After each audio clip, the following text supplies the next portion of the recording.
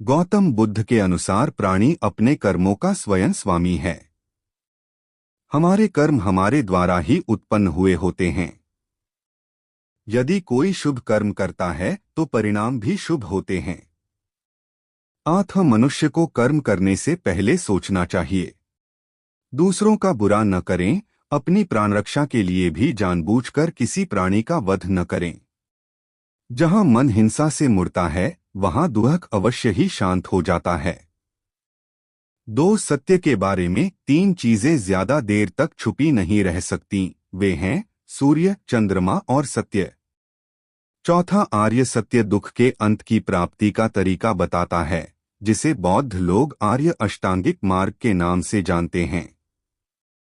आर्य अष्टांगिक मार्ग के चरण हैं सही समझ, सही विचार, सही वाणी, सही कर्म, सही आजीविका, सही प्रयास, सही स्मृति और सही एकाग्रता।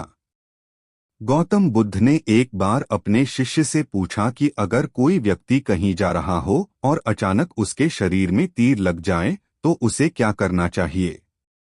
शिष्य ने कहा कि पहले शरीर में घुसे तीर को निकालना चाहिए।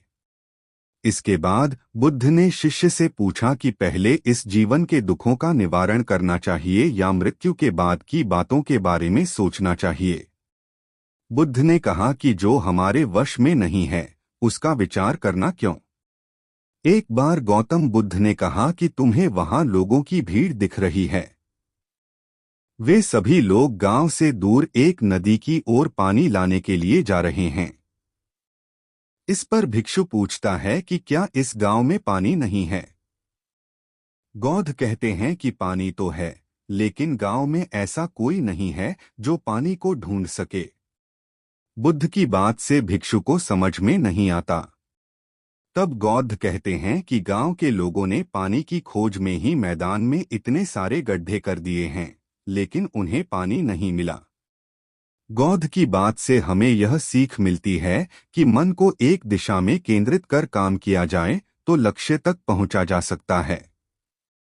गौतम बुद्ध कहते हैं कि किसी शांत जगह पर जाकर अपनी आंखें बंद करो और मन के भीतर चल रहे शोर से हटकर भीतर के सुर को सुनने